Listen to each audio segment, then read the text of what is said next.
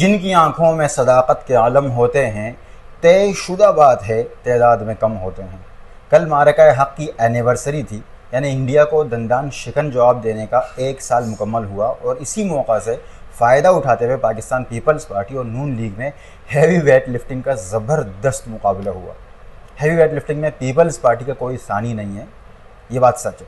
Peoples party اپنی مثال آپ ہے ہیوی ویٹ لفٹنگ میں، لیکن بھیا نون لیگ نے جو ویٹ لفٹنگ کے جوہر دکھائے نا، اوئے ہوئے ہوئے ہوئے، بہت زبردست، مطلب ان کا ایک پرفارمنس تھی۔ ان کے سامنے دہائیوں کا تجربہ رکھنے والی پیپلز پارٹی ایسے لگی جیسے گھٹنوں کے بل چلتا ہوا کوئی بچہ ہو۔ خیر، معرکہ حق میں افواج پاکستان کی کارکردگی اور مجموعی طور پر افواج پاکستان کی صلاحیتیں اظہر من الشمس ہیں، یہ صرف ہمیں نہیں دشمن کو بھی پتہ ہے، اور اسی لیے پاکستان کی طرف انشاءاللہ کوئی آنکھ اٹھا کر نہیں دیکھے گا۔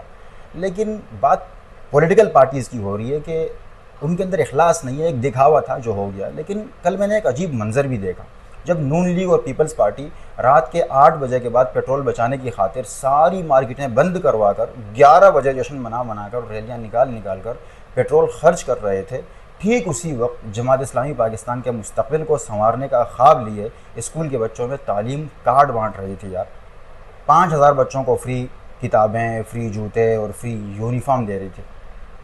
ترجیحات نظر آ جاتی ہیں، پرائیورٹیز نظر آ جاتی ہیں۔ جماعت اسلامی اپنا کام کر رہی ہے، پیپلز پارٹی اپنا کام کر رہی ہے، نون لیگ اپنا کام کر رہی ہے۔ لکم دینکم ولی دین، تمہارے لیے تمہارا دین، میرے لیے میرا دین، تمہارے لیے تمہارا کام، میرے لیے میرا کام، تمہارے لیے تمہارا منشور، میرے لیے میرا منشور۔